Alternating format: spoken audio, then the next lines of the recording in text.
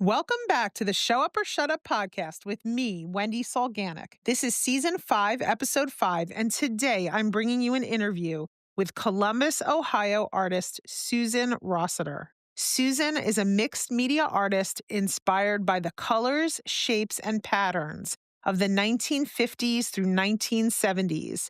In college, Susan studied fine art metals, printmaking, design, and art history, as well as painting and drawing. And she incorporates all of it into making her own unique collage fodder. Susan displays and sells her work at Studios on High Gallery in Columbus, Ohio. And in order to manage that with a full-time day job, she maintains the most disciplined art practice I've heard of to date. Check out her work on Instagram at Suze Rossiter. That's SOOZROSSITER. While you enjoy listening to this next episode of Show Up or Shut Up. Welcome to Show Up or Shut Up, a podcast about prolific makers, specifically in the world of mixed media art. I'm your host, Wendy Solganik, also known as Willa Wanders on Instagram, and I'm here to explore the ups and sometimes the downs of being a mixed media artist. I've been a maker my entire life, and I've had four careers involving art.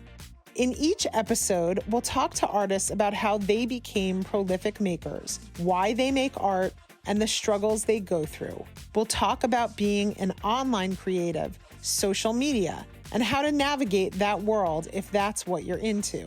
Whether you're a lover of mixed media art, watercolor painting, handmade books, art journaling, fiber art, assemblage, collage, or everything all at once, I hope you'll join me on this journey of mixed media making. If you like this podcast, hit the subscribe button and leave a review.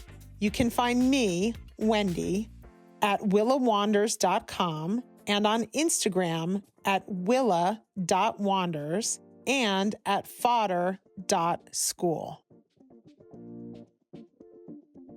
Susan Rossiter, it's lovely to have you here today. Thanks, Wendy. I'm so glad that you asked me to do this, and I think it's going to be a fun morning. I think it's going to be fun too because your art is really fun and I cannot wait to find out why that is. So before we get rolling, I would love it if people who are listening just take a second to check your art out. If they don't already know you, I'm sure you have an Instagram account and a website. So let us know where people can see your art. My Instagram is Suze Rossiter, SOOZROSSITER. And my website is just my name.com, SusanRossiter.com.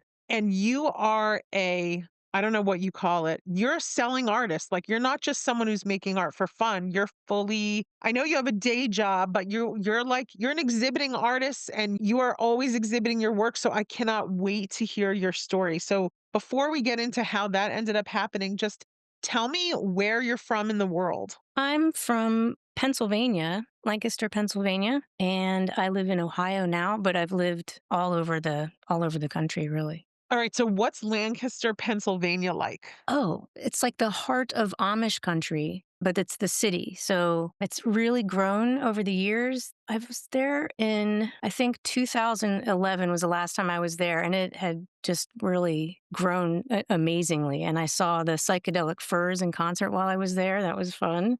Wow. Saw a bunch of old friends. So it's a really artsy community, and that's where my original art family was from. Everybody, I went to college there, and I had tons of art friends, and we just did art all day, all the time. So, okay, this is fascinating. So you went to college in the same town that you grew up in all through elementary school, middle school, high school, and then you stayed. No, I bounced around quite a bit. So I went to kindergarten and grade school there, but kind of moved from different towns with my family, just circumstances. We were moved a lot. And then at some point, I went to Irvine, California for high school and then came back to Pennsylvania and then went to college in Pennsylvania. Oh, that's a huge change to go to Irvine Yeah. from from Pennsylvania. Okay, so when do you first remember that you really like to make art? Always when I was a kid and, they say, "What are you gonna be when you grow up?" I was like, I knew I was absolutely certain that I was gonna be an artist and an art teacher. Wow. Yeah. Okay, what made you certain about that? You know how you just know things about yourself, especially when you're a kid before grown-ups come in and tell you, "No, you're not." I knew, and I think other people knew too, but at that time, I don't think adults felt like art was a career or even a job. So nobody really tagged on to that. But even as a baby, when I still drank from a bottle, they would fill it up and I would go in and turn it upside down and draw on our coffee table with it. Whoa, like with the milk from the bottle? Yeah.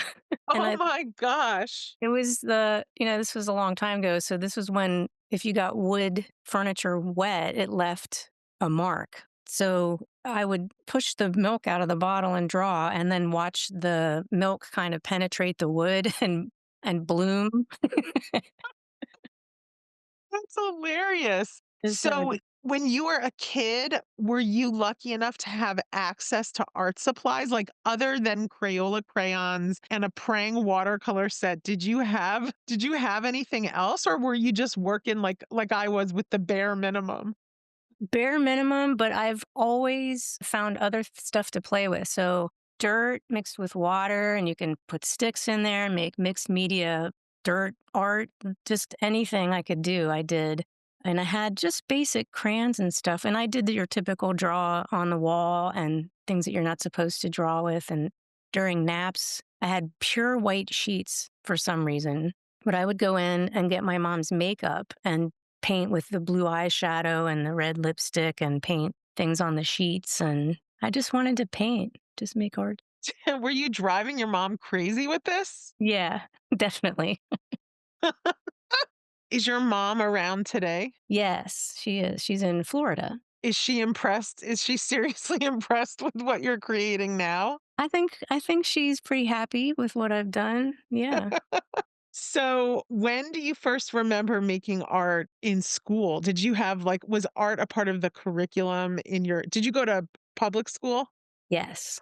I remember that was always my favorite class. I always loved the creative stuff. And then I got a note on my report card, and my teacher sent something home that said, Susan cuts perfect circles, like freehand.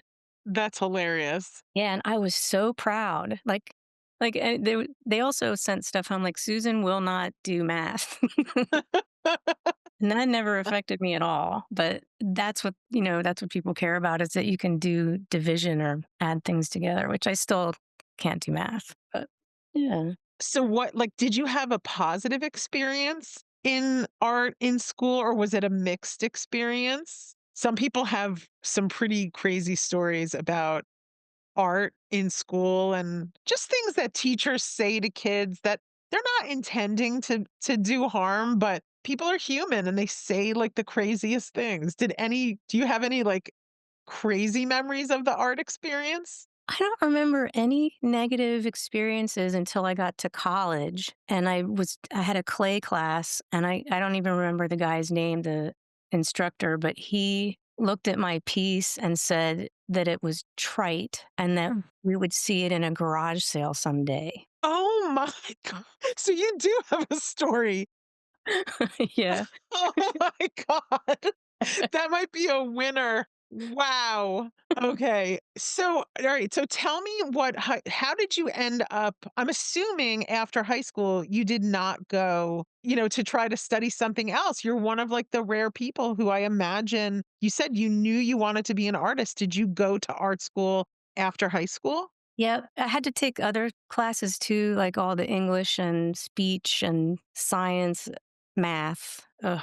But yeah, I went and I took all the art classes I possibly could. And then, you get electives, and I chose art classes for that. And then I took as much art as I could. It's like, I mean, was your major, was it like, I'm a fine arts major? yes, fine arts. And what was your favorite? Was it painting? Was it drawing? Was it clay? Was it like what printmaking? There's so many different things you could Yeah. I do. love all of it. I love design and painting, drawing. Clay was okay, but I think that guy kind of ruined it for me by just harshed my mellow, trying like making those serious judgments. It's just fun, I don't feel like people should judge like that. But I love printmaking. I took 2 years of that, couple years of fine art medals. Oh, really? Tell me about fine art metals. I would love to take some metal classes locally, but I found out that the local metal studio closed. Oh no. I know. Do you know Susan Leonard? I'll send you her information. She teaches amazing metal classes, and I think she's near you. Really? Yes. Yeah. Oh my gosh. She is A plus for sure. Oh my gosh, that's exciting. Okay, but like what were you making when you were doing metal work? I was making little sculptures and jewelry. When in class, there's a curriculum, so you have to do what they tell you to do. So now we're going to learn how to make a closed box. Now we're going to learn how to make a latch for the lid on the box, like just different Oh things. my gosh, you were making like handmade latches? Yeah. Yep. That's what I want. I wanna do, like, cool, like, almost like from 500 years ago, like, handmade, just the kinds of things that now you could just buy on Amazon in a package of 25, but looks so much cooler when you could, like, make a buckle, yourself and, like, solder it. Yes. Well, those classes were really cool. One of the coolest ones was when you make your own jump rings, but you make a million of them, and then you learn how to do different types of chain link and Yeah. yeah, just amazing stuff. It just the quality of things that are made by hand, the imperfections Yeah. just drive me crazy with happiness. So the more different kinds of crafts I can learn and try, like the more happy of a person I am. So so that's cool that you have 2 years of metal experience. So does metal work at all factor into anything that you create currently?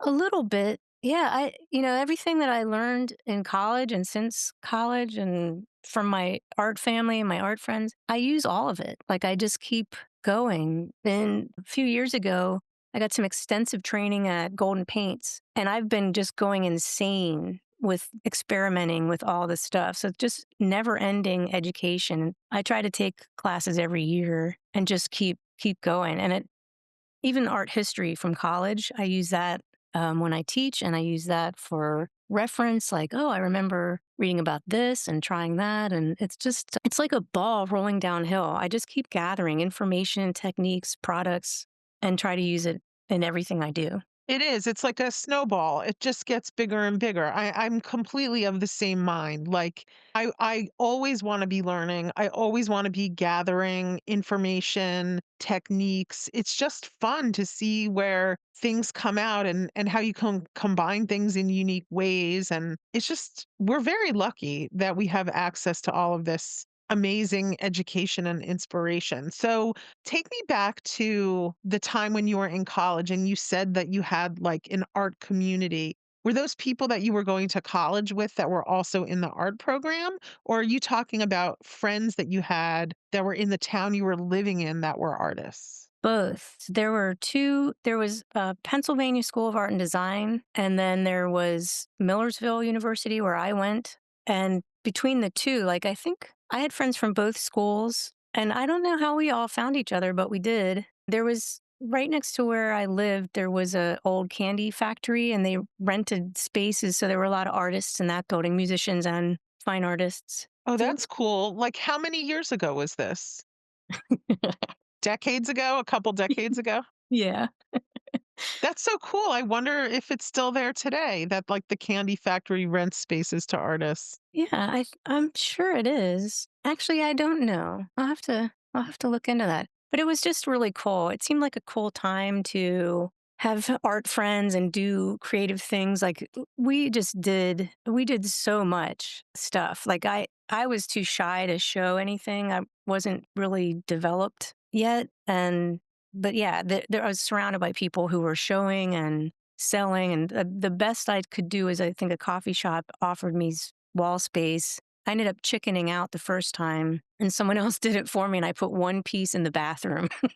You have to be very brave to show what you make, even in a coffee shop. I think it's an amazing feat of courage to put art in a public space because of the judgment that it brings. People do judge it. That's kind of in a way why you're putting it there. That's true. And you wouldn't believe what people say. Like, I've been in a gallery where my art is hanging, and people came in that did not know it was me and just started, talking smack about it. Yes, I mean, even like people will talk smack even about incredible, amazing, wonderful art. It's just like, it's basically like people feel that judging art is like what they're supposed to do. Like, if it's there, like, even, okay, just like many decades ago when I was working in clay, I did a couple shows, like big time shows, like big craft fairs with another artist who I was just kind of helping out. I was not the showing artist, she was. So I was like a little bit like a fly on the wall as she had a booth at this big time craft fair. And just listening to what people said, it's like it soured me to selling art. Let's just say. It's just you have to have a tough skin, and I have not developed that tough of a skin. But okay, tell me about what happened after you graduated from college, or maybe I don't even know if you graduated, but where did you go from this art school?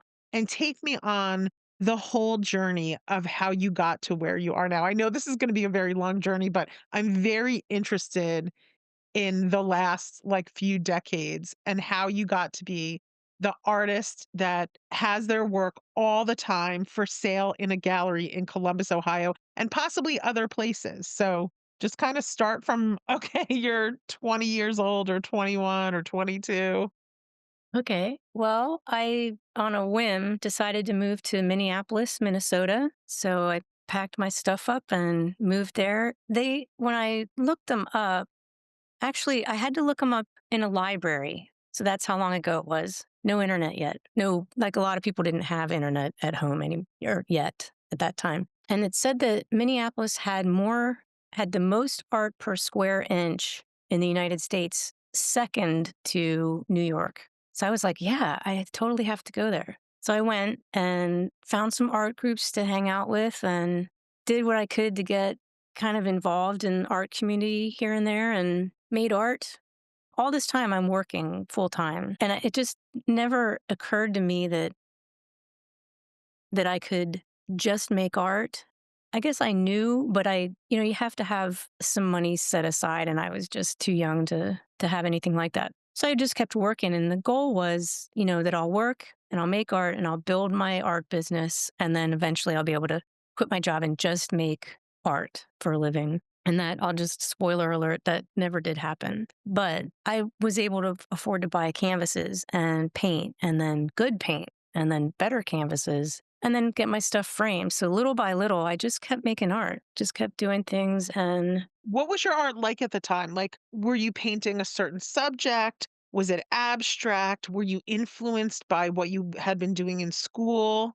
Like, did it look anything like it looks now? no, it looked nothing like it looks now. So it's like in school you learn how to paint nouns, people, places, and things, and that's considered art. And we never learned how to do abstract art. We studied it, but I don't remember ever having any. In like my painting classes, we had like every Friday we had studio classes, and we drew or painted nude models, and then we do still lifes. Like the instructor would set up wine bottles, fruit bowls, like different things, a folded or gathered piece of fabric to just practice shading and light, things like that. But I didn't start doing abstract until way later. So initially, I mostly drew people and painted people. And then were you trying to sell those paintings at the time? Some of them, there was one where this is kind of funny. There was one place where I was allowed to hang some stuff, and instead of putting price tags on it, I just put my bills next to it. So if you want this, it's $114 and make the check payable to whatever was the power company down there. Yeah. And so that was fun. And yeah, just different stuff. Trees. I did a couple trees. I did some pets. And then I did start to get some people asking if I would paint their dog, which I've done a lot of pet portraits, but I don't want to be a portrait artist, but I do enjoy doing it every now and then. So tell me about what the pet portraits look like. Like, did they have sort of a unique, like, you're so colorful. Okay. Do they have like that feeling of you, in them? Maybe they would be like if hyperrealism is looks like a photograph. So if there's a scale from like abstract to hyperrealism, my pet portraits would be from 1 to 10 would be probably like a 7. So you knew it was a dog, no doubt.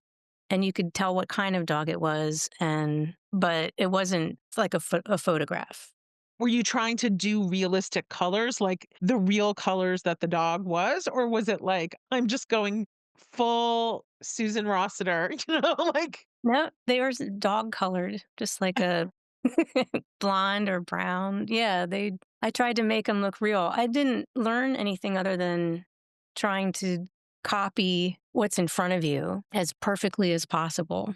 wow. And where in Minneapolis were you living? There's like an area called Stevens. It was kind of artsy area, and it was like smack in the middle of the city. Not a whole lot of trees, but it was close to a park. There's a Loring Park close by, And and how long did you stay in Minneapolis? about 10 years.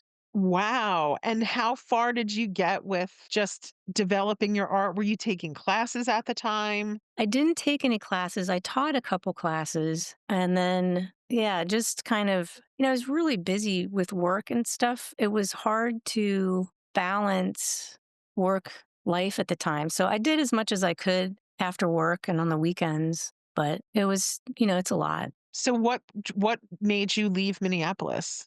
My family was here, not here, but close, like maybe an hour and a half from me, from where I am now in Columbus. And I just wanted to be closer to my family. So I moved and just kind of actually got acclimated and met tons of art people and then found out how cool Ohio is to artists. Ohio loves artists. It's just amazing. I've never seen anything like it.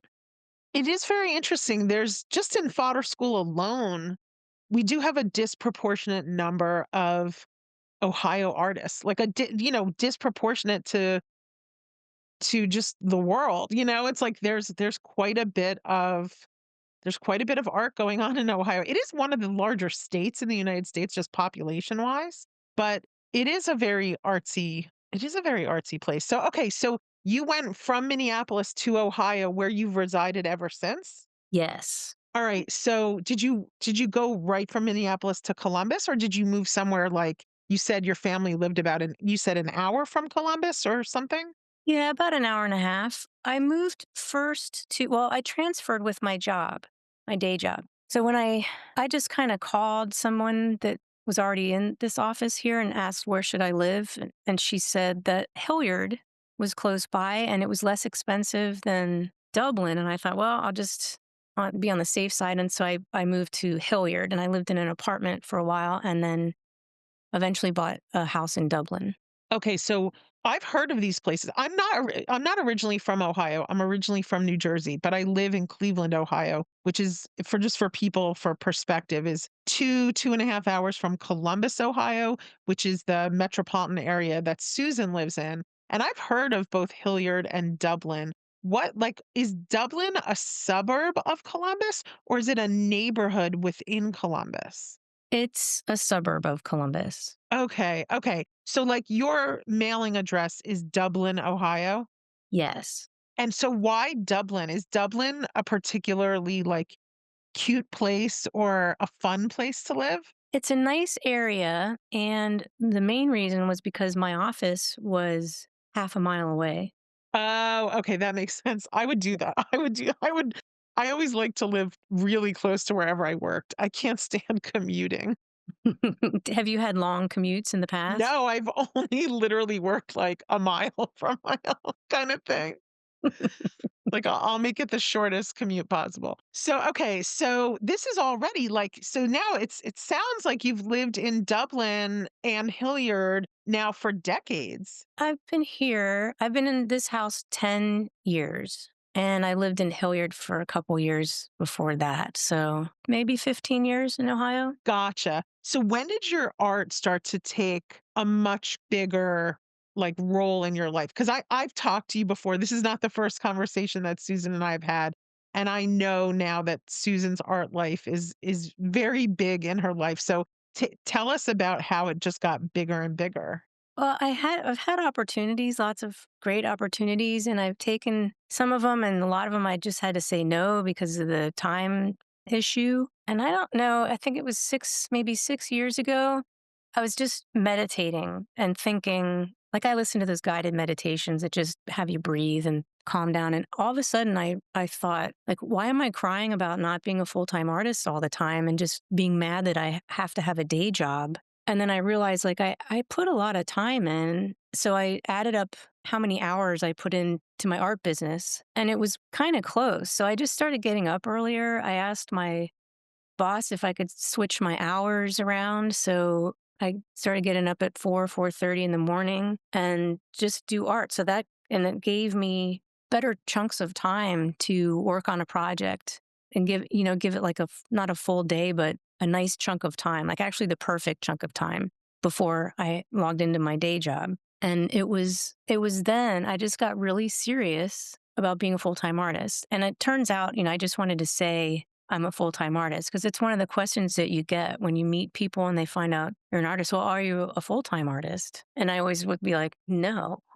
but now I am. But after all that, I realized the full-time artists that I know that don't have day jobs have some other form of support. They're teaching or they have, family helping them out or, they just have other circumstances. And the ones that call themselves full time, I don't know that any of them paint 40 hours a week. No, nobody does. I've listened to enough podcast episodes to know that full-time artists probably do more administrative or other tasks, do more hours of that per week than actual making art because there's so much involved in being an artist. That is a fact. And the more opportunities that you have, or the more endeavors that you get involved in, the more administrative stuff you're doing and the less actual painting.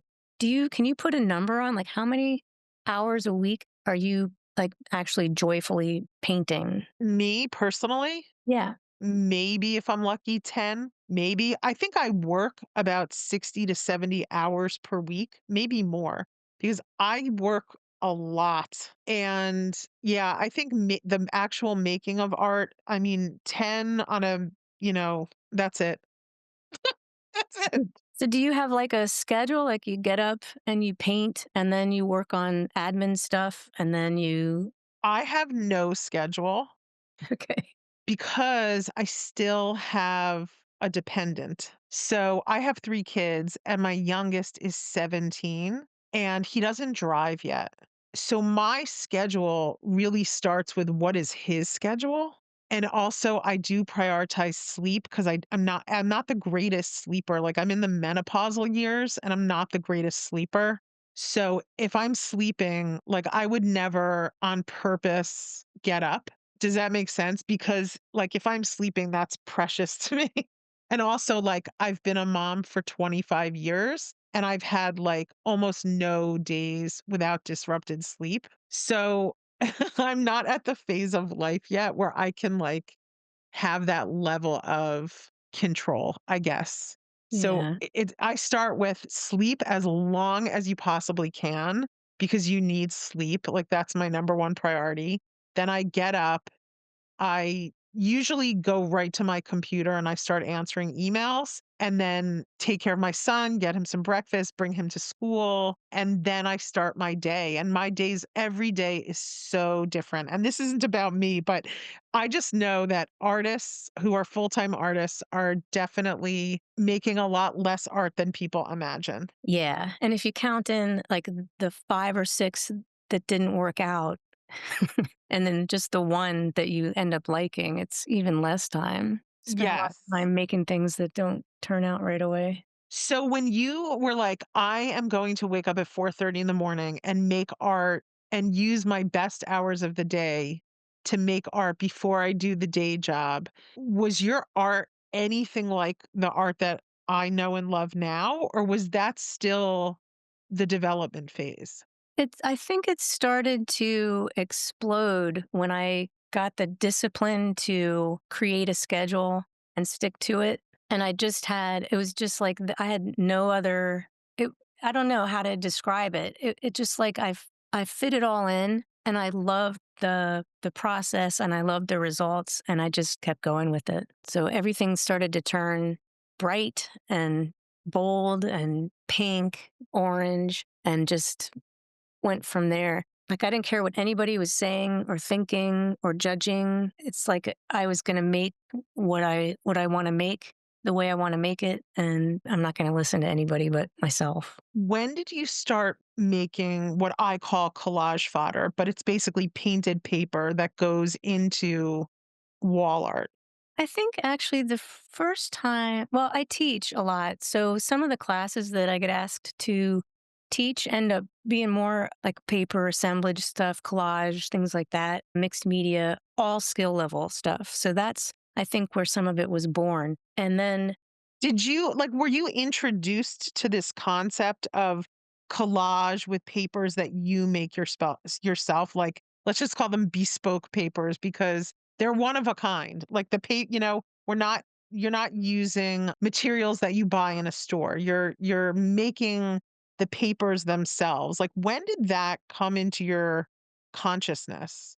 it just built up over time. I remember in college when I was actually making, like thinking about and creating paintings and things, always want to put other things into it. Like I was never just happy with paint only on a canvas. I always wanted to put sand in the paint. And this is before all the products and mediums that you can buy now, like fiber paste and crackle paste. So I would try making my own stuff, my own textures with spackle, different things, and embed wire into the paint. Like just always So like, you have a very experimental, I guess, like, I don't know if you call it a personality, but whatever it is, like you've got this part of you that wants to just try stuff. yeah, I like texture. I like different things. And yeah, I'm just doing things that I like to do. And the papers came into it a long time ago. Like Picasso put papers into his art. He did some mixed media stuff. And I think I just started gathering interesting papers that I would find, not like scrapbook paper, but like a candy wrapper or like a piece of paper I found on the ground that's been walked over for Yes. and rained on. Yeah. And I'd be like, Yes. oh, I have to have that. I And actually, found this thing in my garage. It's so disgusting. I picked it up off the garage floor. Like, I don't know if it came in from like the tire of a car. It is so beautiful to me. It's like grungy and disgusting. And it's sitting on my art desk. And I'm like, am I gonna like hold on to this for the rest of my life? cover it in gel and just keep it. Yes. Put it in. I should do it now. I should just put it in my art journal. But I need to like, I need to savor that little thing. Yeah, I love those little things. You can't make that happen. Like I've tried, No. I can distress papers and, sand. You could take a little piece of sandpaper and sand down a magazine page and get it to like a certain point. But you cannot compare it to the thing that's been in your garage. It's got like mouse poop on it and dirt and footprints and Who knows where it's been right. or what it was originally? It's hard to tell what it was. Was it a paper towel? Was it a piece of paper? I'm not really sure. Okay, so were you always like that in art school, or is that something that like just I don't even know, like how does that even why do some of us have an interest in this stuff? I don't know, but every time I thought like I would see something, especially things you can find on the ground, I would just lock in on that. And I didn't know it was called mixed media. I had never heard that term before until long into being a mixed media artist. But just those little things are amazing. So I've tried to duplicate things. Then I just started looking at stuff as everything I saw as an art supply. So we go thrifting and find old books and different things. Like, you know how the books, when they start to fall apart, there's like is it Yes, I the know spine? exactly what you're gonna say. Yeah. So I've found one of those and just thought, oh my God. And I put it in my pocket and I carried around with me for I don't know how long. It's like, it's you're talking about the glue and the string, Yeah. the stuff from the spine that falls out when a book gets really old. Yes, Yeah. exactly.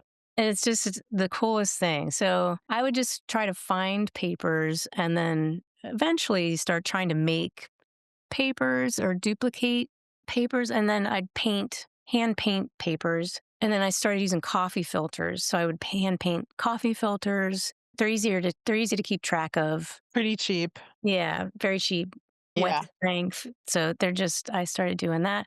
And Yeah, then they're pretty awesome. found the gel plates, so gel plate printing. So how long ago did you find gel plate printing? Only 6 or 7 years, I'm gonna say. So it's interesting because I'm looking at your Instagram account and you're not a huge Instagrammer. Like that's not your thing. You're not like posting daily on Instagram. You have a very popular account with not a ton of posts, which indicates that your art is very beloved. Does that make sense to you? Yeah, thank you. I did delete some. There was, like, one where I was experimenting with house paint and different types of paint. Oh, why'd you Yeah. delete it? I don't know. I've had over I've only been on Instagram for a few years, but someone was making suggestions, and so I thought, "Okay, I'll get rid of some of this stuff that's, like, junk," and Oh god, I love that junk. I oh, love looking at people's Instagram accounts. I talk about it all the time on my podcast. Like, if I find an artist that I like, I will scroll all the way back 10, 20. Well, it's not how many years has it been now? Since 2010. So, like 15 years. I will go back 15 years because I wanna see what they were making 15 years ago. oh, wow. Because I just think it's really interesting. Okay, so this is I it didn't even occur to me that maybe you had taken out posts in here. So wait, so somebody told you to pull posts out of your Instagram account for a reason? I belong to a couple groups and we get together and talk about our art businesses, like, what's our wins, what's going well, what's failing, how can we help each other out? And someone suggested that I clean up my Instagram feed and keep it just cleaner because Like the best of the best kind of stuff? I guess, like, or just to keep, because I post crap, that's at the ugly phase. Gotcha. Okay, so I understand that as like an exhibiting artist, someone who's trying to sell their art. I can see the benefit of having like a super clean Instagram account Yeah. as someone who loves the experience of the I guess that's why I do this podcast. I love the story behind how people developed into the artists that they are now. So but yeah, obviously the different market. You're trying to sell your art. So I'm looking at you're calling them artist trading cards. It looks like these were originally full-size paintings of these chickens that are based it looks like possibly what is that artist? Klimt? Klimt, Modigliani. Okay, these are so fun. So, do you also work in watercolor? You said you do everything. Yeah, I'll do anything art. I'll try anything. I haven't had any watercolor training, but I've always used it. Like if we travel, I usually have water Yeah. in my purse and It's it's so accessible. It's just so easy to bring with you. yes. I really like the watercolor. I love patterning. That's like one of my favorite things. And I love your watercolor background on one of these chickens because it just looks like a fun relaxation pattern. Yeah, I love making patterns.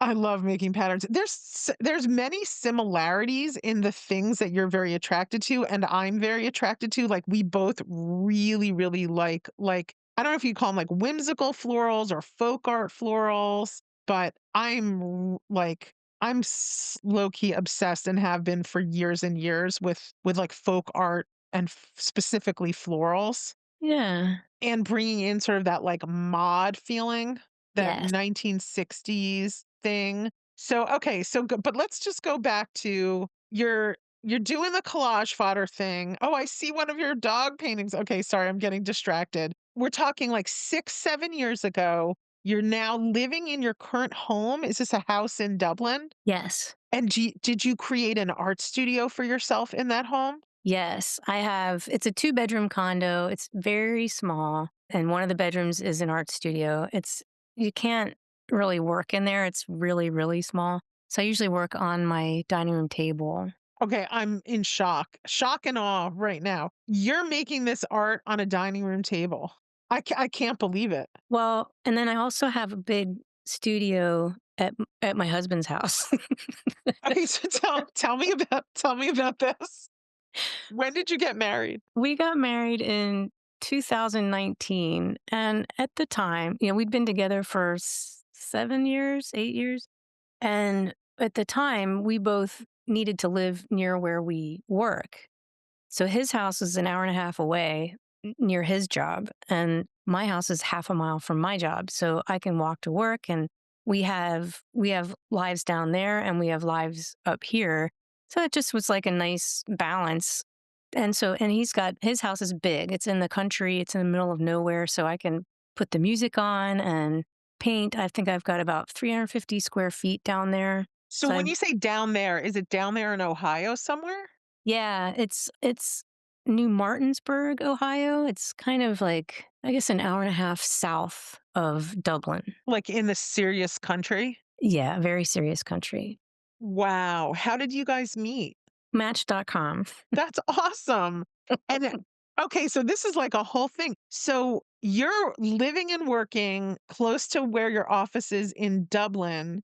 How are you managing to make as much art as you're making with also managing your your time with your husband traveling to a whole nother location We spend most of the weekends in Dublin, and then at I'll your go condo? yeah, and my in 2020, my job became permanent work from home. So I just took my computer down there and I'll be there all week, and then we'll come up here for the weekend, and then I'll be up here for a week by myself. And when the weather's nice and when John's training, he'll come up here in the middle of the week. So really every other week we don't see each other for 4 days. Every other week for 4 days, there's a break, Yeah. but you're together the rest of the time. Yes. What a cool life. So, okay, this is like amazing. So, your job changes. You no longer have to go to the office, but you like Dublin so much that you keep this condo. The plan is we eventually will sell both homes and buy one big home that suits us both, because we both have a lot of things and there's no room for the other person's things at so Okay. we have some serious Swedish death cleaning to do, get rid of. But yeah, so we're still trying to work it out, and we weren't sure where we wanted to live. We know we don't want to stay down there just because it's so isolated, and this where I live in the Dublin, this condo is really small, so he wouldn't be able to have any belongings if he moved in. If this was our only house, we'd have to have storage, and it would yeah. So we're trying to figure it out, and we're close to doing whatever we're going to do. We just have to figure out what it is. Are you like actively looking for a home? He is. He looks all the time. He's like comparing like different states and how, do we want to move? Oh, I you might figured, even leave the state of Ohio? I don't think so. I'm pretty attached. For the first time, I've lived somewhere for more than 1 or 2 years, and this is the And longest. also, we haven't even talked about the fact that you are a part of like a co-op gallery. Yes. Yep. Okay, so wait, but before that, because I'm obsessed. So is your husband like constantly looking on Zillow? Yeah. Zillow is so addictive. Yeah. He is so hooked. He's addicted to screens, but he's always like looking. He's like, oh, in North Carolina, this house would only be this much. Yes, it's so addictive. And you get Yeah. to see inside of all these homes. And I love houses, like I love architecture and I love design. And I just could and I live in a town where the houses are like kind of magnificent. Have you ever been to Shaker Heights, Susan? I don't know. I went to a Chris Cozen workshop up that way last year. Was it called Shaker Heights? I don't know. Just what's the neighborhood in Columbus that's right outside the city that's like very old and really beautiful houses? My friend just moved there, but I'm spacing on the name of the neighborhood. Like the Italian Village or No. Oh, Clintonville? Bexley. Bexley. Okay. Bexley. Shaker Heights is kind of like the Bexley of Cleveland. There's Okay. just really old houses, and every house is different. Like every house is unique and has all these like nooks and crannies. It's just so fun. Anyway, so that's why I love looking at Zillow because I can see inside everybody's house. I have been enjoying looking inside your house lately, watching those renovations going. Oh, yeah, the renovation. Do you know It's fun. which end your desk is going to be under? Which skylight? Oh gosh. So I'm planning a lot of desk space. So along the 2 really long walls, I basically wanna have, like, as much desk space as possible so that, like, if I have my watercolors out, I don't have to constantly be putting them away and taking them out and putting them away. Like, I wanna have sort of like stations, Yeah. sewing machines, and all the different things, and then in the middle of that big room, I wanna have an enormous work table. Yay. And then there's a second room, like there's the little room and the big room. And in the little room, I want to have like a love seat, maybe another chair and a computer desk and possibly like a television. I'll see how that works out. But like a Yeah. seat, like a hangout, like even maybe like a when I this is funny, when I edit video, I really like to lay on my stomach. It's a weird thing.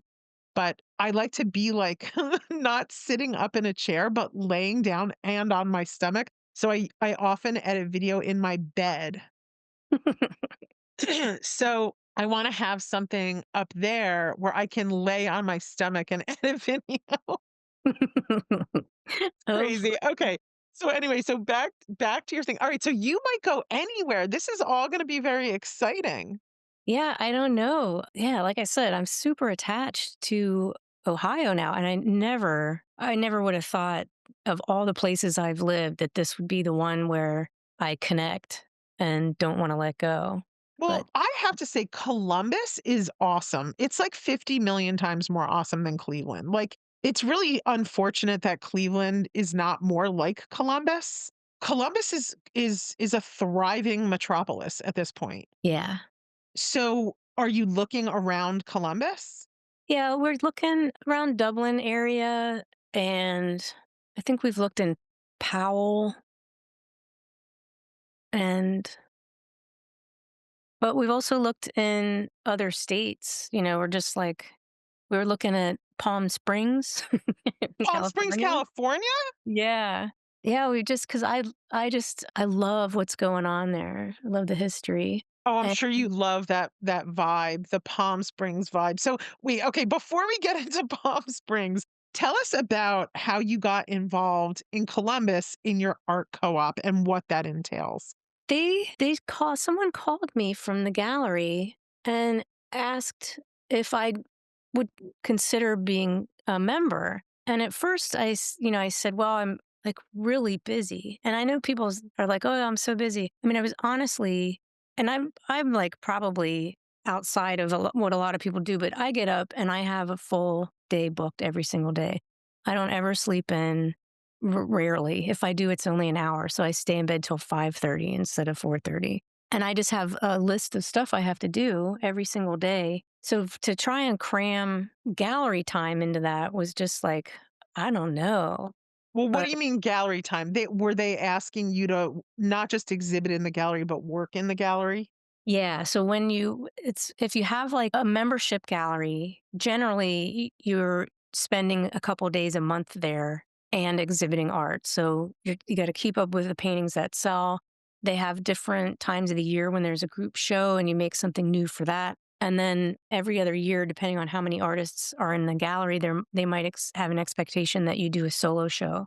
So every other year, I'm doing a solo exhibit in the gallery, and then the group shows, and then keeping up with my space. So each artist has a certain amount of space at the gallery, and you have to keep art on there. So if something sells, you need to have a replacement there ready to go. So it's a big commit. And at first, I just said, well, I'm not sure because of my job and everything. It's just a lot. And she's called me every 6 months for a couple years. and then and then finally, in the meantime, I had done that schedule change with my job. And so I kind of had everything booked out. And I thought, well, I really, really wanted to try it. So I did. And I've been there 3 years and it's nice. So I'm there like 2 or 3 days a month. And one of those days I do a free workshop. It's like a drop in thing. So just like a 20-minute project that anybody can come in, sit down, make something, and then take it home. So tell me about the location of the gallery. I mean, I know High Street, but can you describe? I'm assuming it's on High Street, right? Yep. It's on High Street, right smack in the middle of the Short North Arts District in So Columbus. awesome. Yeah, it's a nice space. There are other galleries close by. People come in there and will eat. There's great restaurants downtown. There's good shopping. There's a really cool vintage toy store up the street. Just amazing stuff. So they come in, do a little shopping, get some lunch, and then check out the galleries. And we're near the convention center, so we get a lot of traffic.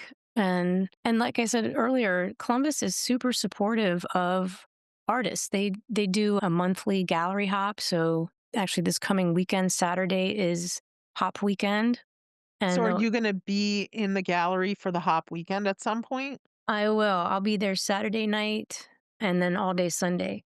I'm jealous. I can't believe it, but you also are a runner? Yeah, I How do now you how do you fit this into your life? I'm going to say for now, let's just call me a walker or an interval runner. But yeah, I was running quite a bit. John runs a lot more than I do, and he's been doing triathlon since I met him. So he's constantly training to bike, run, swim, and training for races and stuff. So, and that worked out perfectly for us because he's got his whole fitness life going, and I've got my whole art life going. So that gives us each time to do what we like to do the most and then get together and have dinner and talk about it at the end of the day. So, okay, there's just so many things. How how did you tell us more, I guess, about getting involved with Golden? They had a call for artists several years ago and to become artist educators. And I applied and I got in. I don't remember exactly how many applicants. I think there were a couple thousand applicants from all over the world. And they selected, Whoa. yeah, they picked 20. So I got in and then they got us all set up with rooms at a boutique hotel in New Orleans in the French Quarter. And we stayed there for a week and we just had golden product boot camp. It was pretty amazing. That is wild. Yeah. And there were people from all over. And I've made probably the best friends that I've ever had from that from this group of golden people. I've got a really good friend in Belgium, really good friend in Scotland, Georgia, and Sweden.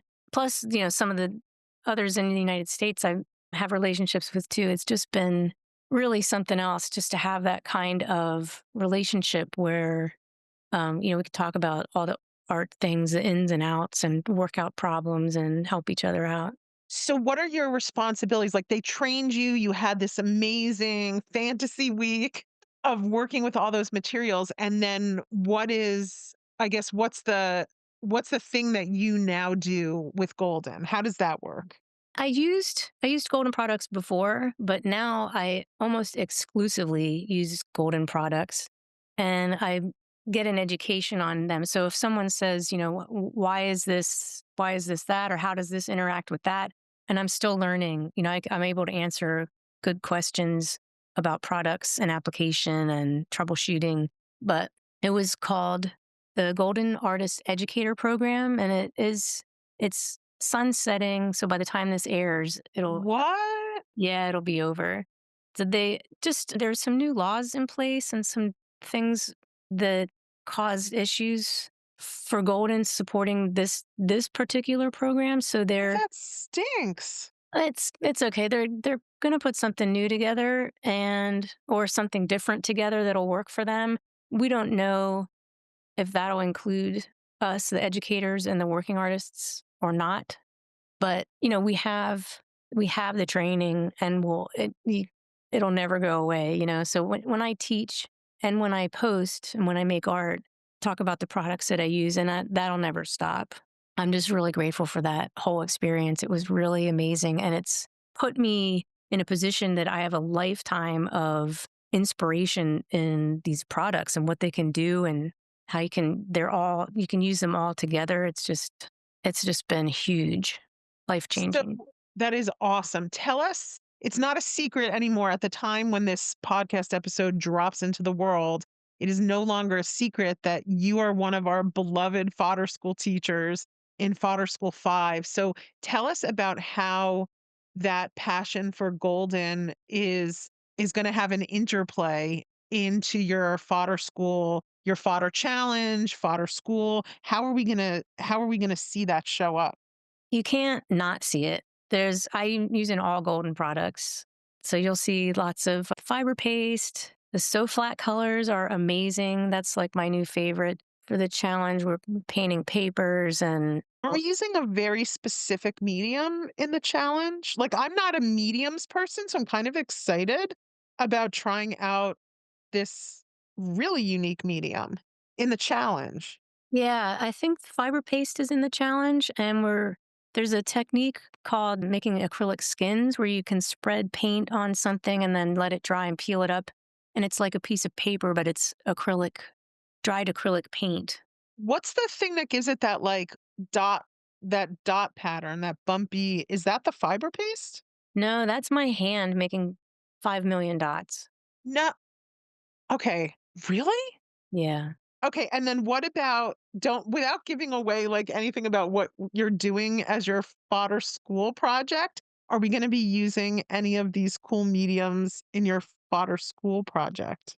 Oh, yes. Yes, we are. And then some of the products from Fodder Challenge, we'll be using those again. Glass bead gel and That's clear. what I'm talking about, the glass bead gel. Oh, okay. Yes, that's a medium. Sorry.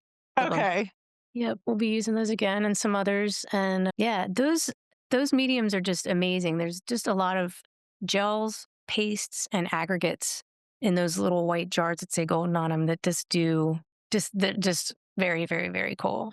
It's definitely nothing that I've ever come across. I mean, I not to say that I've had that much experience in the mixed media world, but with the limited experience that I've had over about 7 years of doing this, I've not come across people teaching with these unique mediums. You're the first person.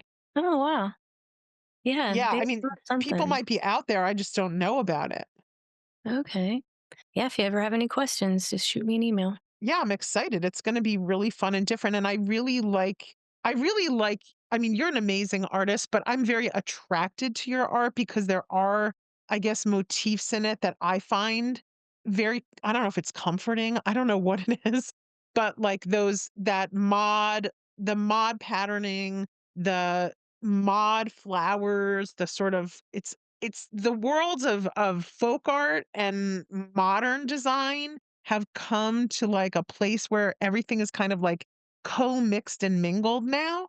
Does Mhm. that make sense? Yeah, it started with I have an aunt that has been sending me things since I was born from her world travels. And a lot of it was like 60s stuff, just happy, colorful patterns and things that she would find and just send them to me. And I didn't at the time, I was a kid and I wasn't as interested as I became later in life. But I think the first thing that I looked at that really caught me was a tea towel that she sent that was made by Vera Newman, the mid-century textile designer that has a little ladybug with her signature. Anyway, I looked it up and because it said Vera at the bottom. And I was like, well, who is Vera? And that was it. So I read about Vera Newman and then I found Lucian Day and Jacqueline Grogue and many other textile designers from the mid century. And when you look through their art or their patterns, furniture fabrics, just curtains, household items, you see these mod kind of flower and botanical shapes that we see today, but I think that they all kind of started around that time. And I don't know for sure, but I really latched onto that and never let go. So like most of the paintings that I make, most of the art that I make has been inspired by what started with that tea towel, but exploded into female textile designers from the 50s and 60s. Do you still have the tea towel? Oh yeah, it's in the video, What video? my fodder challenge video. Oh, that's awesome. I Yeah. can't wait to see the tea towel. So, where did your sense of color emerge from? Because you're all it's funny, I counted up in Fodder School 5, we have, let's see, we have 10 teachers total.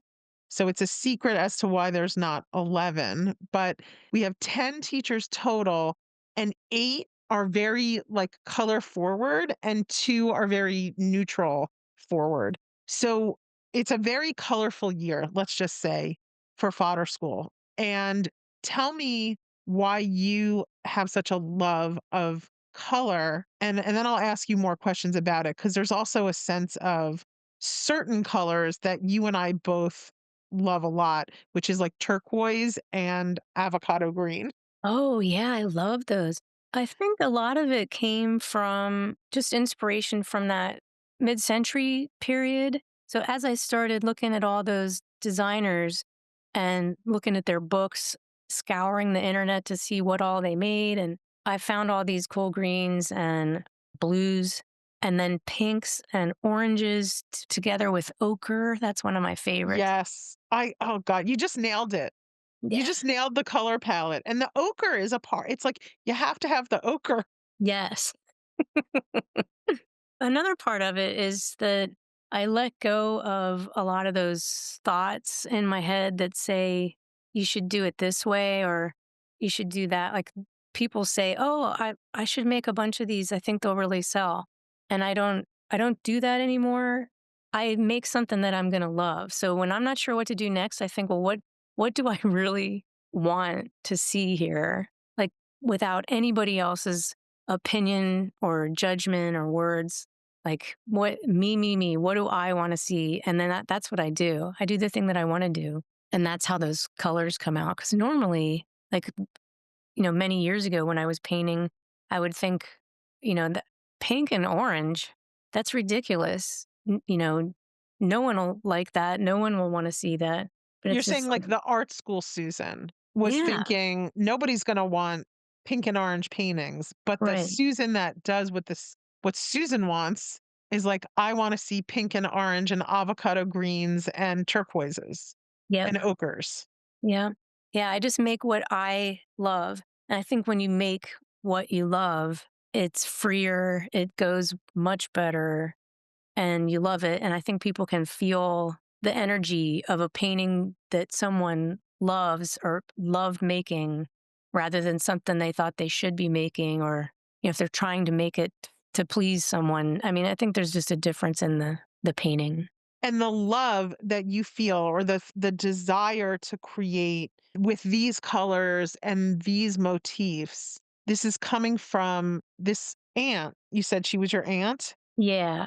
And she would just send you, did she send you these things because she knew that you were an artist at heart, and she was, like, sort of an artist herself? Like, tell me more about her. Yeah, she sewed. She did a lot of quilting and with cross stitch, things like that. And she sewed things later in life. She did things at the place where they lived in Napa, had like crafts and painting opportunities. And she went to those and enjoyed that. But yeah, she always knew that I was an artist and that that was what's most important to me. And I don't know if that's why she sent me this stuff, but in retrospect, I feel like she maybe didn't know, but she set me up for life, a lifetime of inspiration with the stuff that she sent me. That is Lifetime. so beautiful. Yeah. Wow. When I just think about the people who are listening to this, myself included, who, like, maybe we have a niece or a nephew or a grandchild, and, like, maybe we could start just sending them cool, like, so tell me about, like, the types of things she would send you. I remember there was this one thing that no one knew what it was, and my family used to like when the box would come, and they'd be like, "Oh, it's from Aunt Glenda. I wonder what it could be." And it was kind of like a joke, like, "What kind of weird thing are we going to come see in this box?" And I opened the box, and it was like this yellow, like I'm going to say hockey puck size, but twice as thick. And and I just said, "Oh, it's like a yellow thing." And I put it down and we didn't know what it was. It didn't open or anything. Well, years later, we figured out that if you hold the top and the bottom and turn it, it plays Edelweiss or something, like little music box tunes. But it stops when you stop turning it. So it's like an interactive thing, but stuff like that. And then she sent not a bolt, but a big piece of fabric, which I don't know where this came from, but it was really, really like 60s and 70s. Like I don't even know how to explain it, but all the colors, pink, ochre, yellows, burgundy, and it had all these designs on it and like a tree in the middle, like just real funky stuff. And she sent some dresses that she used to wear that I think my grandmother made. Oh, wow. Yeah. And pieces of paper, lots of tea towels, S scarf. Did she have a big collection of stuff that she also just collected for herself? Yeah. She collected boxes and she had, I don't know how many different boxes, but so every time they'd go someplace, she'd buy like a little keepsake box to go with her collection. I don't know what else she collected. Maybe spoons, but cool spoons, not like monogrammed silver spoons, like a big wood spoon from Australia that's called a pudding spoon, like stuff like that. Wow. So, where do you think your inspiration comes from now? Like you said, that you make what you wanna make, like, you make what you're interested in making. You're saying, like, you don't make things because you go, "Huh, what's selling in the gallery? I need to make more of that."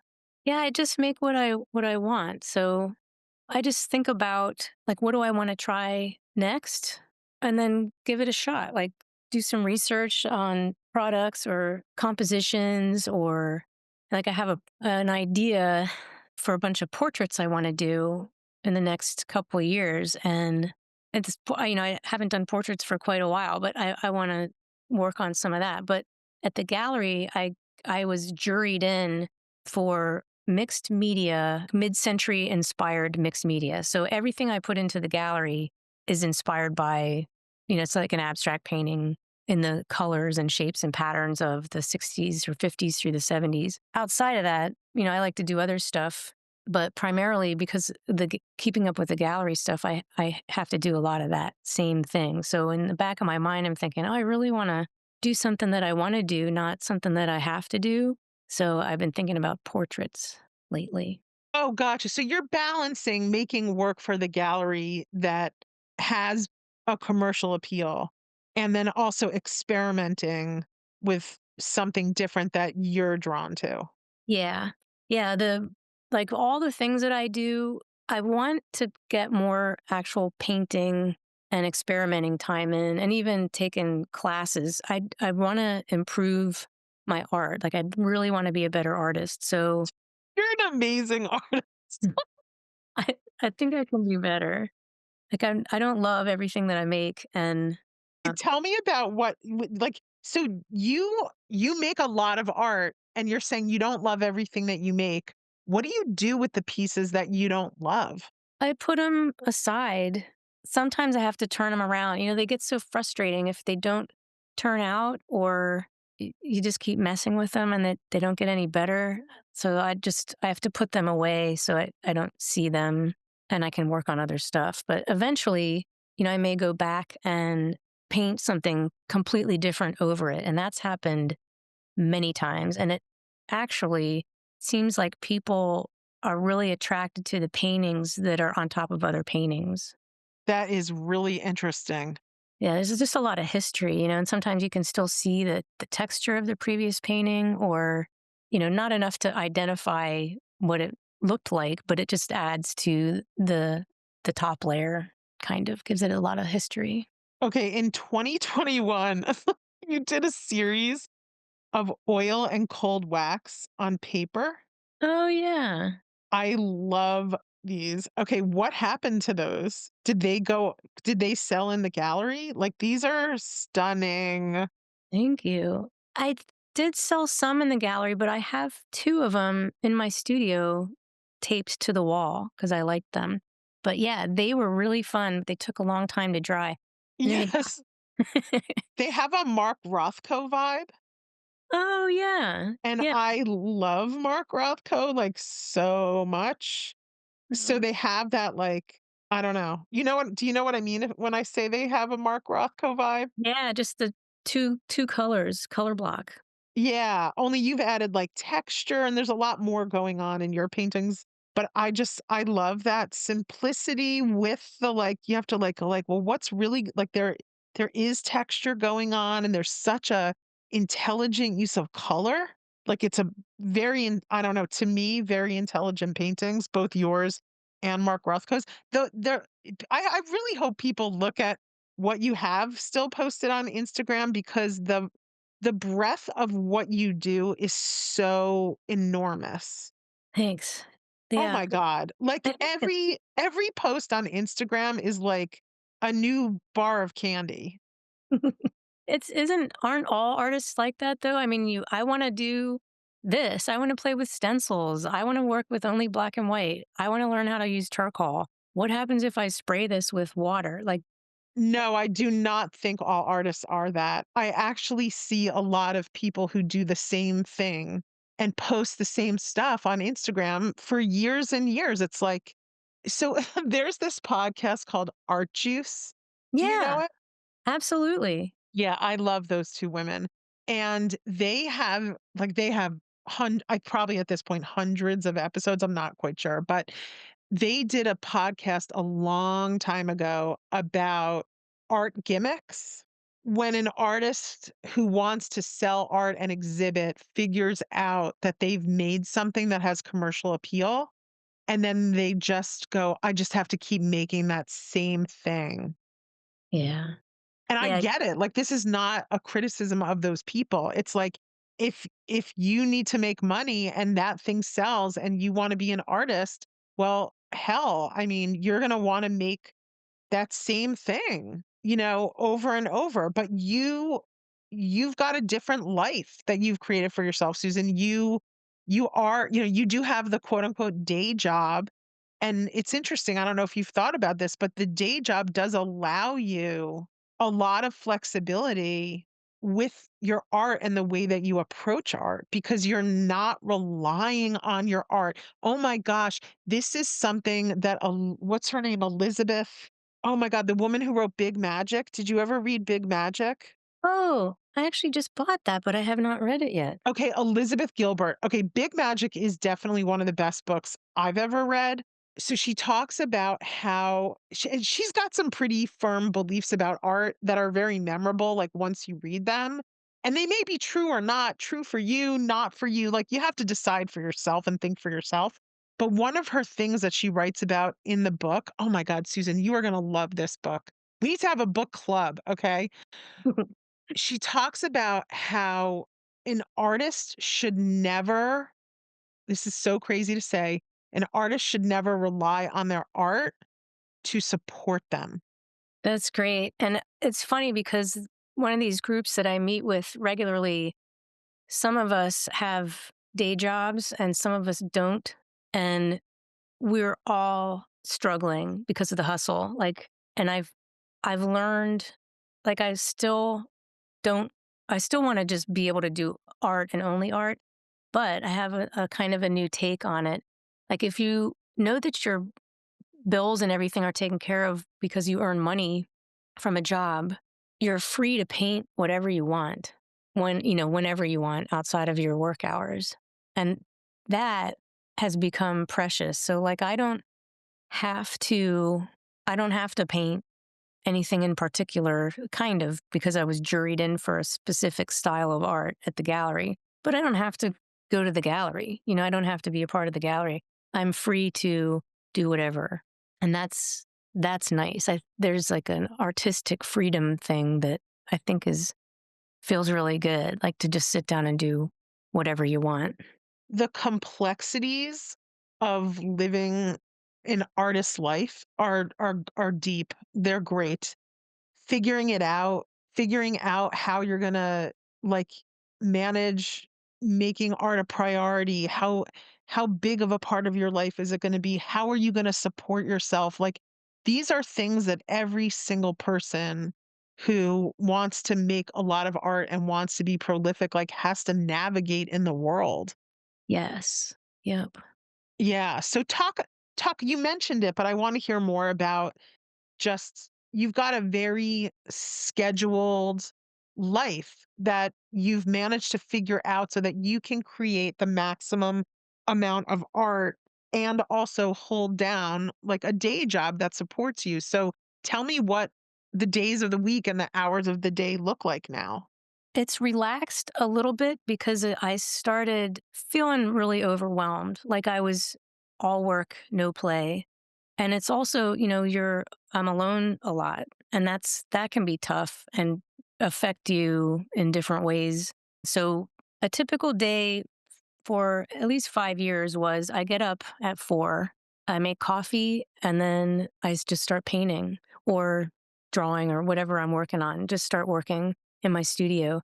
And then I have, a lot of admin stuff too. So then I started trying to schedule the admin stuff for after I paint so that I get that out of my system. Because if I don't paint or make something creative, I start to get like really combative.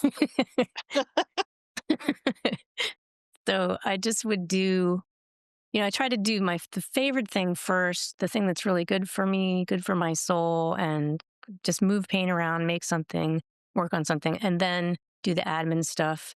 And then get on the treadmill or go outside if the weather allowed it and do anywhere from 1 to 4 miles. Then come back, take a bath, and log into work. Then I eat at like noon or 1, and then by 3, I'm pretty tired and I just work. But I've, been doing my day job for 25 years. Oh, yeah. It's easy for me most of the time. And I just knock it out. Using a whole different part of my brain. But that's my day. And then by the time I get off work at 7 p.m., the most I can do is eat and fold laundry or something. Like I've got nothing left. So what time do you go to sleep? 8:30 or 9. We are so similar. In an ideal world, I would do your schedule. But the world is not ideal. So my husband doesn't come home from work and his other like things that he does until like 9 or 10 o'clock at night. Whoa. I know, it's so crazy. He has a lot of energy and he's 62. So when he comes home at night, he wants me to be with him. It's like a whole thing. So oftentimes he comes home, he has dinner, whatever like is left over, and we watch like we'll sit there and sort of watch the news, or he watches the news while I like scroll on my phone, and then I like fall asleep on the couch now.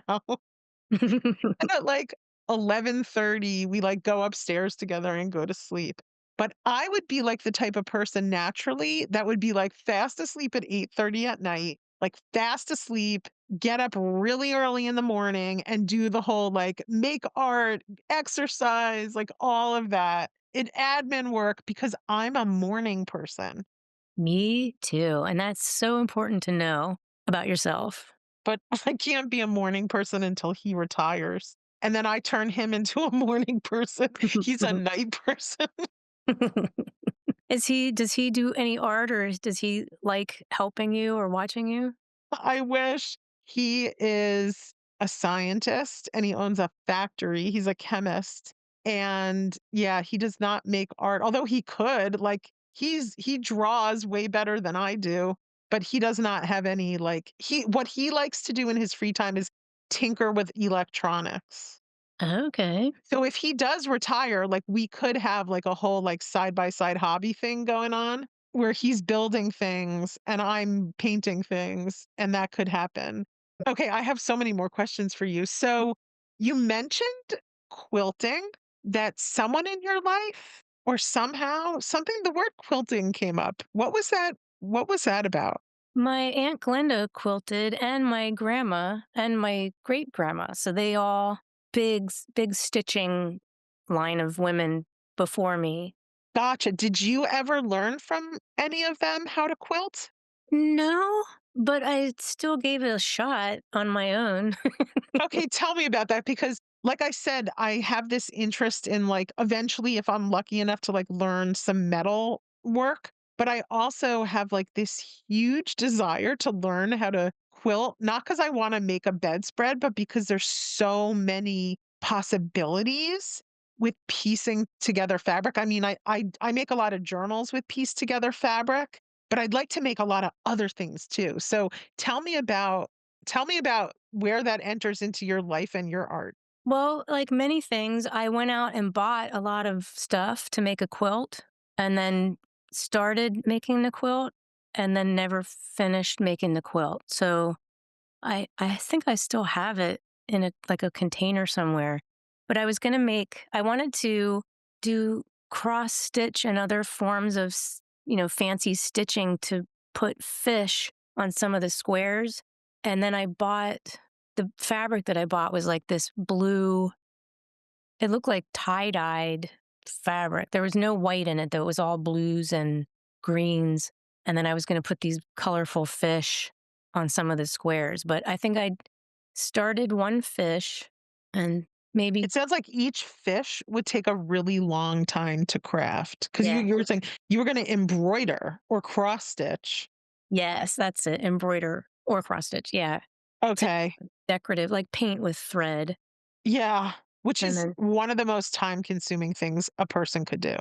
I know, but I still want to do it. Like I love anything that takes a really long time and is tedious and starts to hurt and you have to stop because you're getting sick or blind.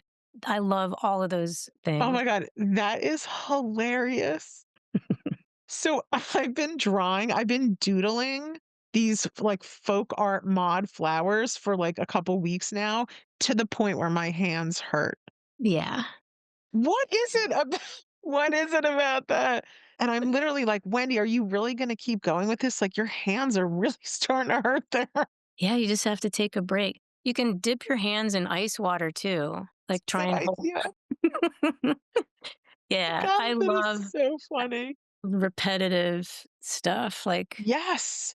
You're love a it. girl after my own heart. I wish I lived near you because I'd want to be in your art club. I would love Yeah. I would love to learn from you. The things that you do are incredible. They're just Mm. incredible. Yeah, I Oh love my what you've been god. doing too. I don't know. I don't do anything. I just joke around and have fun. Like you're a serious artist. Yeah, Oh my it's god. been fun. and it's been a lot of work. And I know, I mean, when you first contacted me about being an instructor for Fodder School 5, I had heard the word fodder, but I didn't know anything about Fodder School. And then the deeper I dug, the more I found like, oh my God, there's a podcast. And I listened to Sally Hurst's podcast, which was really cool.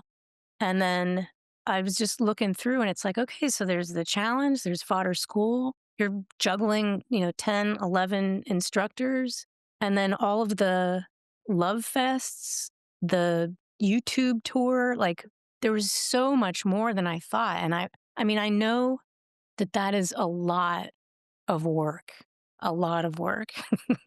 So good for you. That's amazing. It is a lot of work, but somehow, you know how it's like, I don't know, there's a certain sense of satisfaction, I guess, when you feel like you're using your God given talents. It's like, this is what I was put here to do at this time because this is my unique skill set and like my unique life experiences that led up to the fact that like I have the ability to do this right now. And I feel like I'm very much in the right place right now. And my unique skill set and my unique life experiences are very different than yours. And yours have put you in the place where you're an exhibiting artist. And there's something so, I don't even know. It's just, there's something like you just, do you feel, I guess it's more like a question. Do you feel a certain sense of satisfaction that you've been able to figure this out for yourself? Yeah. It's like, okay, I am finally me. Like, I'm finally doing my thing. Like, this is my thing. I don't wake up and wonder, like, oh, what am I going to do today?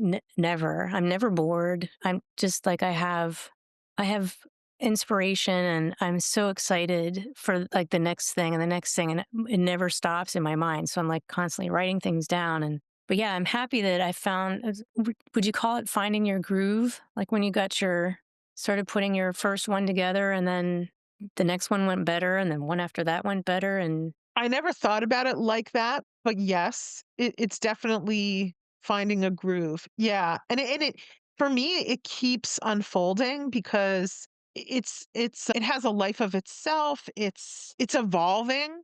You know, like Fodder School 5 is different than Fodder School 4. The way it's run is totally different.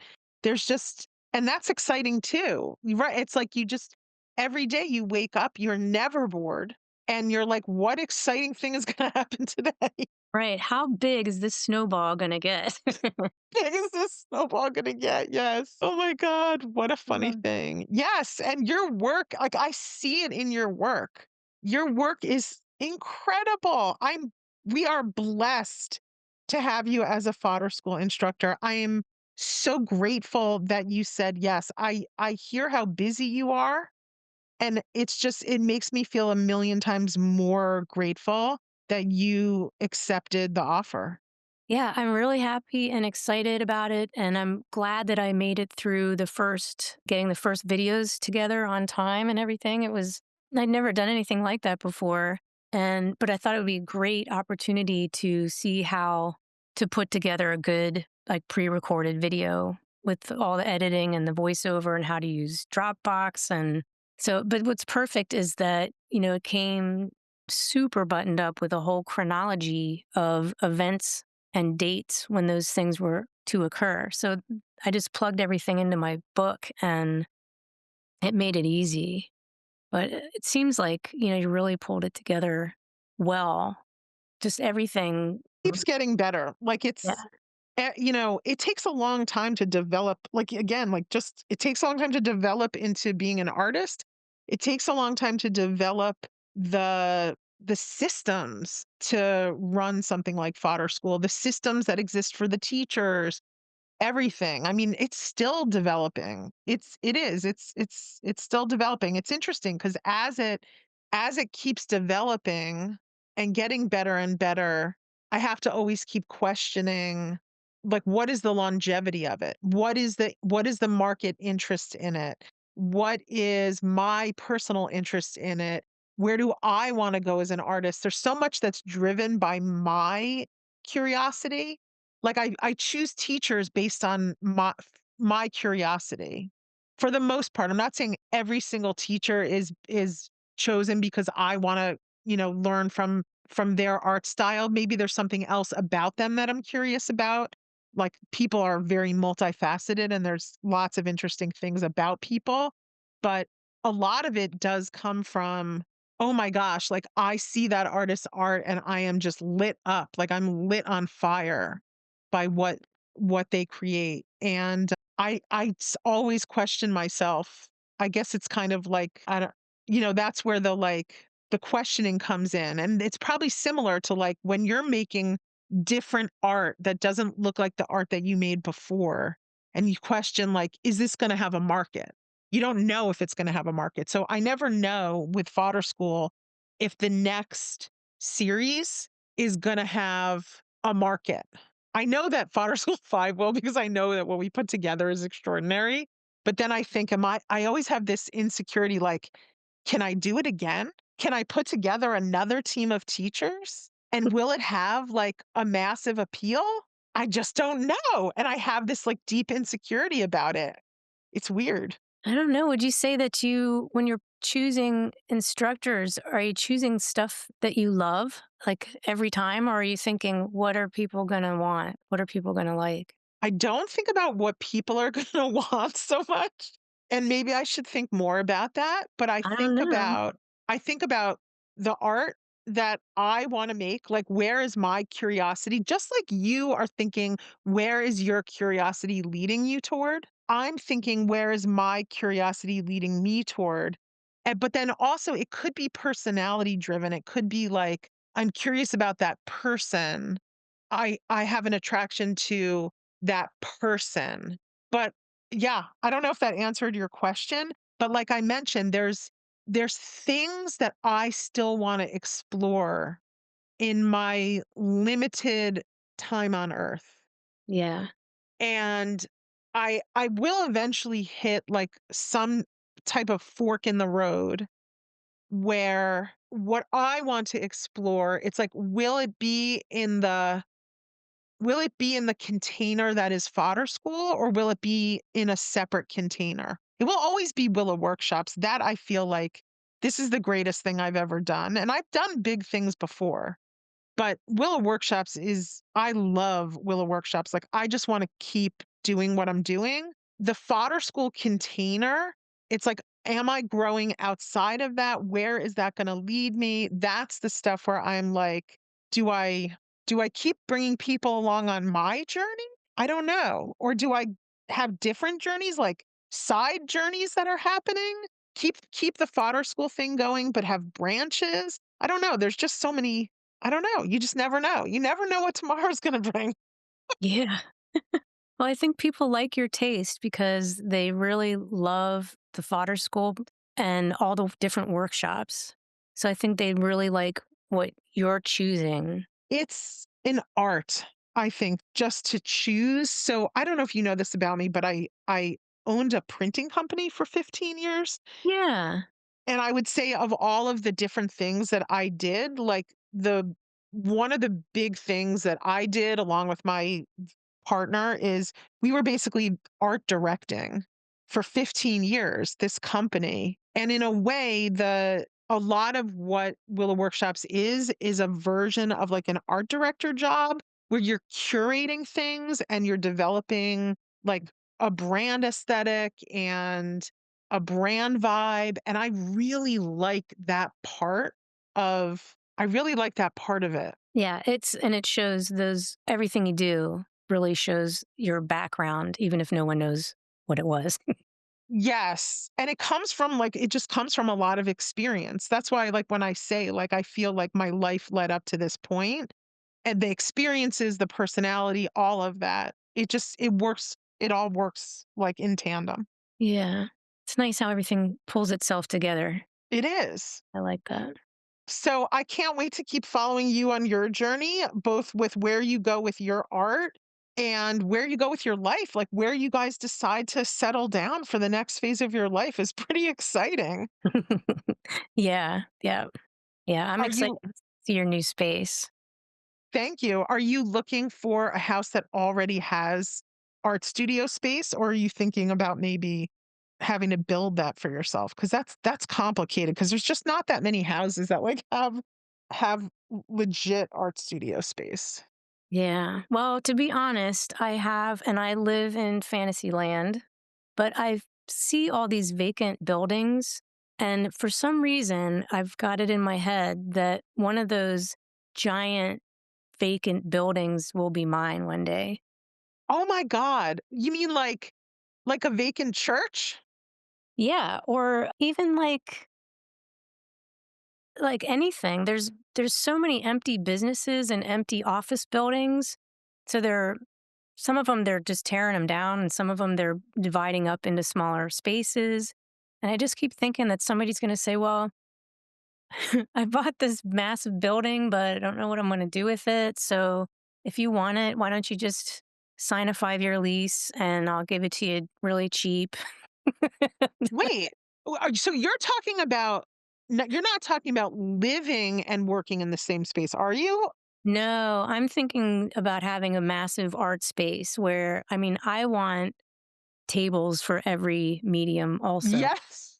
And I want the big table in the middle for all my collage papers so they can all be spread out Yes. and I can see every single piece of paper. And then, I have an But area for the beads, an area for the dry stuff. Like, we're yeah. so similar. Okay.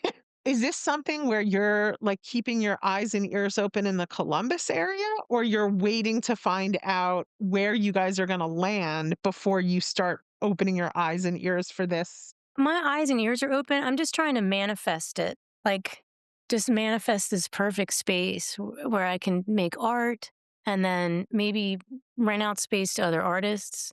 Maybe have a place where workshops can take Oh place. my God, you could totally manifest this. Yeah, a gallery space, maybe even some retail art supplies. Like, who knows? But yeah, it's something I've been thinking about probably my entire life. And I feel like, well, now would be a good time to try and land on something like that. Okay, so then you really would have to give up the day job because then this would become, Yeah. yeah. But that sounds like in the future. It's interesting because these businesses do exist. Yeah. Oh, yeah. They do exist. All right. It was lovely talking to you. We have been on for almost 2 hours. Oh, wow. I really enjoy you so much. Thank you Yeah. for coming on. Thank you for accepting the offer to be a Fodder School 5 teacher. It's been really, really fun. And I'm grateful for the experience. It's something new and outside of my usual day to day. So I'm really excited to be a part of this. And hopefully we can hang out again sometime soon. I hope so. And I really look forward to learning from you so much. I can't wait. Thanks. All right. Bye, Susan. Bye bye.